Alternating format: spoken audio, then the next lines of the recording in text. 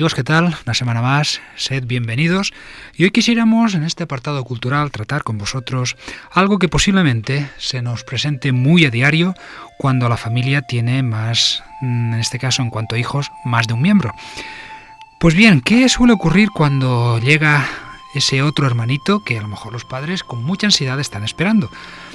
Pues puede ocurrir que antes del nacimiento indiscutiblemente la mamá tiene preparativos que hacer y en este caso pues se debe de preparar al mayor para que la llegada de ese bebé, de ese niño, hermanito más pequeño o hermanita, si es que está en edad, el mayor en este caso, de comprender lo que pasa, pues hay que explicarle qué es lo que va a ocurrir, pero claro, ¿cómo hacerlo? Haciendo que participe, por ejemplo, en los preparativos, como puede ser el arreglo de la cuna, la elección de la ropa del bebé o incluso de los juguetes que decorarán la habitación de ese hermanito que va a llegar. Después, más adelante, pues cuando el nacimiento ya sea cuestión de días o que incluso esperando un momento a otro, pues procure evitar dar al mayor la impresión de que es rechazado o de ser quizás un poquito menos querido. Si es absolutamente indispensable alejar al niño, la separación no debe ser demasiado larga, porque cuando mucho, pues 15 días, pero no más, mándelo a ser posible con alguna persona a quien conozca, a quien quiera, como pueda ser su abuela, su madrina o su tío. Y si el nacimiento ya del bebé coincide con la entrada al jardín de infancia del mayor, en este caso, o de la época del colegio, demora unos días si es posible esta entrada, porque podría pensar que quieren alejarlo de su madre y así pues odiará la escuela. No fomente sus celos ocupándose sin cesar del recién nacido delante de él y cuando regrese del colegio no lo reciba con el bebé en los brazos, porque posiblemente se sienta algo frustrado y piense a él sí y a mí no. Tenga mucho tacto, sobre todo en este caso, claro, vamos más encaminado a las madres, pero al padre también nos toca la parte que nos corresponde. Así es que tenga mucho cuidado, mucho tacto, por lo menos durante los primeros meses. Y si alguna vez, pues bueno, lo sorprende maltratando al pequeñín, no se le ocurra castigarlo de una manera por lo menos muy severa, ya que no haría sino aumentar su angustia, su desesperación y hacerlo pues quizás sentirse más desgraciado todavía. Así es que él cree que a lo mejor, bueno, pues que ya no le quieren y usted se lo confirma castigándolo. Pero no, es preferible tomar algunas precauciones. Nunca deje solos a los dos niños. Impida en la medida de lo posible, por supuesto, que el mayor toque demasiado al pequeño y si es necesario, encerrando de vez en cuando al bebé en su habitación. Yo sé que a veces pues esto parece un poco duro, pero la experiencia nos demuestra que quizás estas medidas, aunque un poco agresivas aparentemente, pueden evitar males mayores. En pocas palabras, hay que evitar por todos los medios posibles que la aparición de un nuevo hermanito hiera los sentimientos del mayor, lo que no siempre resulta fácil. Tenemos un caso, Guillermo, explica su mamá, había tenido muchos celos de su hermanito, y a pesar de que habían hecho todo lo posible para evitarlo, esto ocurrió. Y cuando el bebé nació, prepararon para Guillermo una habitación nueva y se la decoraron estupendamente. Hasta le pusieron un sofá para él solo. Creyeron que se iba a volver loco de alegría, pero todo lo contrario, se puso furioso. Le habían robado su cama, su dormitorio, ¿y para qué? Para dárselo al bebé. Él no quería una habitación nueva ni un sofá. Que se los dieran al hermanito, que para eso era el nuevo de la casa. Lo mejor es, por lo tanto, en estos casos, no cambiar nada en la vida del mayor. Ofrézcale más bien algunas ventajas, algunas ideas nuevas, especiales. Regálele algo bonito y que haya deseado durante tiempo y sobre todo cuando nazca el bebé. Estos detalles pueden ser de mucha valía para hacerle participar en la fiesta y en la alegría que debe de ocurrir en la familia. O mejor todavía, regálele el bebé mismo. Como esa mamá que al volver del sanatorio le dijo a su hija, que en aquella época tenía 3 añitos, mira el bebé tan lindo que te he traído. Es tuyo, te lo doy. Como todavía eres muy pequeña para cuidarlo tú solita, yo te voy a ayudar, ¿vale?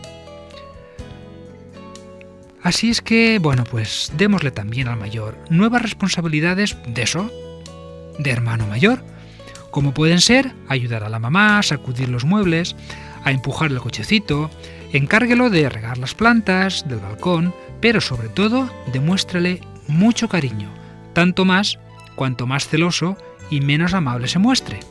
Recuerde que un niño que se porta mal es siempre un niño infeliz, y poco a poco irán pasando los meses y los celos se irán atenuando, aunque nunca desaparecerán del todo, pero bueno, si podemos eliminar un porcentaje, mejor que mejor. Se irán haciendo menos intensos, irán evolucionando e insensiblemente se transformarán en una rivalidad que al fin y al cabo es lo normal en una casa.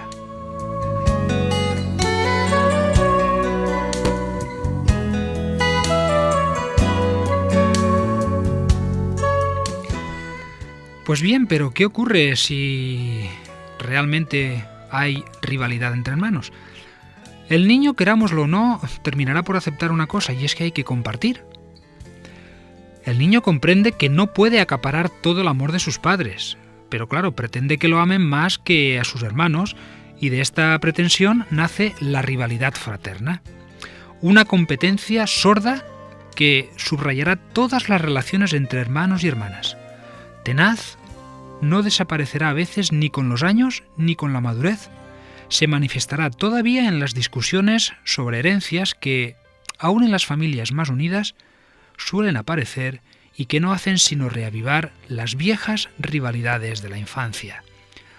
Los hermanos ponen en duda la igualdad de las partes y se pelean por un cuadro, por un sillón, como luchaban antes por un pedazo de pastel o por las caricias de sus papás.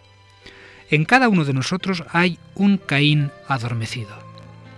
Este deseo de acaparar para sí solo todos los favores, la atención, la ternura de los padres a expensas de los hermanos y de las hermanas, se manifestará de manera muy diferente en el hijo mayor, en el de en medio y por supuesto en el Benjamín de la familia. El hijo mayor disfruta de una posición, vamos a decirlo así, relativamente cómoda. ¿Por qué? Porque es el mayor.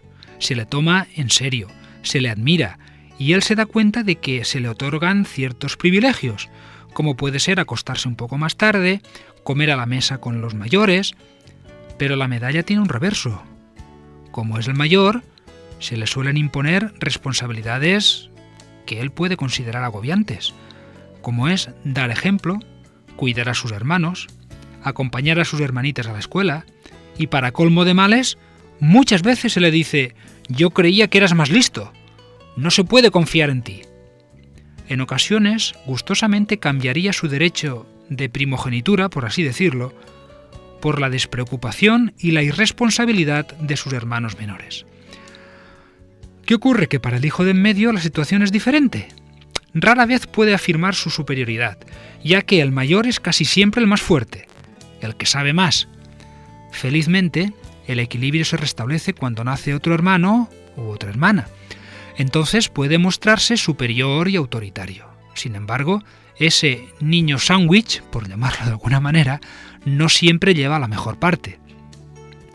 Frecuentemente los padres lo descuidan un poco, haciendo más caso al mayor y al pequeño. Es al que le toca terminar de usar la ropa de su hermano mayor. Cuando hay que hacer algo en la casa, mamá dice: «A ver, los dos mayores», o «A ver, los dos pequeños», y claro, a él le toca siempre. En muchos casos siente que no lo quieren como es debido. Y en cuanto al Benjamín, el más pequeño, aunque con frecuencia consentido y favorito, le duele ser tratado como a un bebé, ver que se le niega toda iniciativa y toda responsabilidad, que jamás se le toma en serio y que nunca se le admira. Así pues, la rivalidad entre hermanos reviste formas muy diferentes según la posición que ocupa el niño en la familia y según estén repartidos los niños y las niñas. Una hija mayor, seguida de 4 varones, se desarrollará normalmente sin rivalidad, como la que desarrollaría, por ejemplo, si estuviera seguida de 4 hermanas. En uno y otro caso habrá disputas, pero no tendrá la misma intensidad ni estará en juego las mismas situaciones. ¿Y qué hacer entonces en caso de disputa? La respuesta, aparentemente, puede ser muy sencilla: intervenir lo menos posible, salvo cuando hay un abuso realmente evidente. Por dos motivos. Primero, porque vale más dejar que esa agresividad se exteriorice. Los gatos jóvenes tienen necesidad de afilar las uñas y a veces hay que dejarlos. Y segundo, porque siempre es difícil desempeñar el papel de árbitro y porque, al parecer, los niños mismos prefieren ejercer su propia justicia. ¿Quiere una prueba de ello? Simplemente observe con qué severidad condenan entre ellos a los chismosos. A sus ojos, ir con el cuento a los mayores es traicionar la regla de este mundo, o por lo menos del suyo, es recurrir a otra justicia. No, en vez de remediar, los padres debemos tratar de evitar esa rivalidad no fomentando la competencia entre hermanos y hermanas. Por tanto, deben proscribir de su lenguaje las observaciones de este género. Mira a tu hermano, él sí que estudia, ¿no te da vergüenza? O bien, eres igualita a tu tía Carolina, tan odiosa como ella. O peor todavía, sí, es mi preferido, ¿y qué? Sus hermanos son más ásperos, él en cambio es más cariñoso. Nada es más injusto y más humillante que esos ejemplos, esas comparaciones, esas preferencias tan descaradamente admitidas, sobre todo cuando se expresan en público. Y actitudes como estas no hacen sino agravar esa primera tendencia a la hostilidad incluso entre los propios hermanos.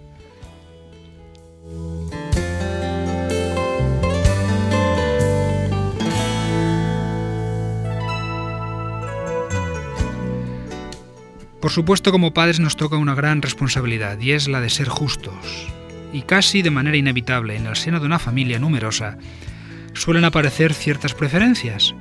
Es una cuestión de afinidades, de concordias. Ocultar o reprimir esas inclinaciones naturales para no pecar de injusto no parece lo adecuado, porque los niños, reconozcámoslo, no son tontos.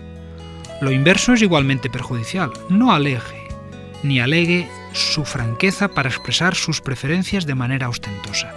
Sea natural, simplemente sea natural, exprese lo que sienta. No se atormente diciéndose, no debo preferir a Juanito en perjuicio de Miguel. Acepte las cosas como son, pero, eso sí, hágalo de manera que no hiera ni a Miguel, por supuesto, ni a Juan.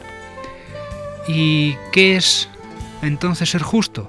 ¿Dar a cada niño exactamente la misma dosis de cuidados y de alimento? No, inevitablemente e indiscutiblemente no es esto. Eso puede ser incluso, digámoslo así, la mayor de las injusticias, porque cada niño es un caso particular y crece de manera diferente.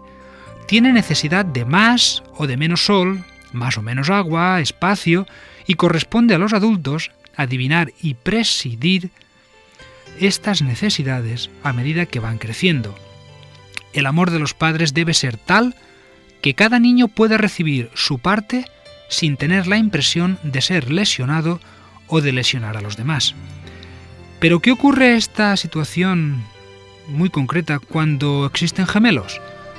Pues bueno, Antonio y Luis son gemelos y además gemelos idénticos, de manera que no hay quien los diferencie, ni físicamente.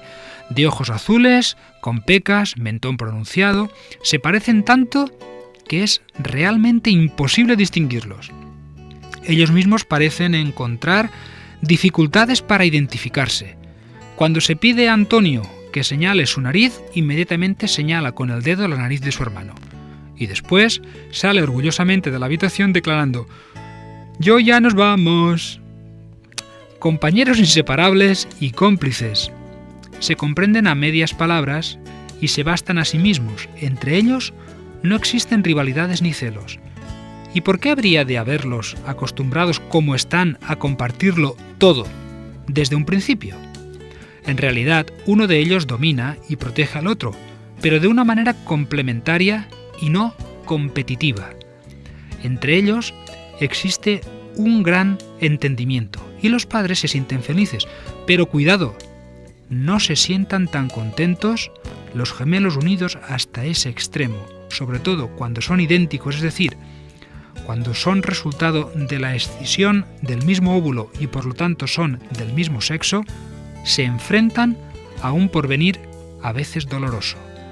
¿Quién no se ha tropezado por lo menos una vez en la vida con un par de gemelos de edad un tanto patéticos. Nunca pudieron vivir separados uno del otro, jamás pudieron emprender nada el uno sin el otro, no pudieron casarse. Este drama no se presenta si, desde que nacen, los padres se acostumbran a considerar a sus gemelos como dos individualidades completamente diferentes. Por ejemplo, peinarlos cada uno a su manera, regalarles juguetes distintos, hacerles practicar deportes diferentes, acostumbrarlos a cada uno a dormir en su cama, es decir, evitar todo aquello que contribuya a mantener la confusión. Por ejemplo, cosa muy frecuente, llamarlos ridículamente con nombres consonantes.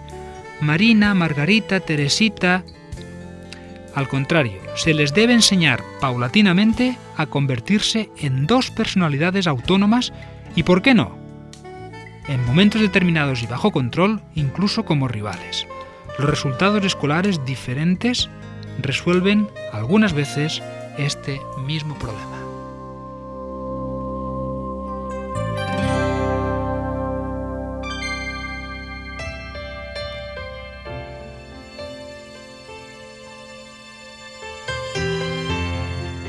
Pues bien, amigos, hasta aquí nuestro programa en torno al comportamiento de los niños en familia y esperamos que la próxima semana nos acompañéis para seguir con este o quizás con otros temas. Hasta entonces, buen fin de semana.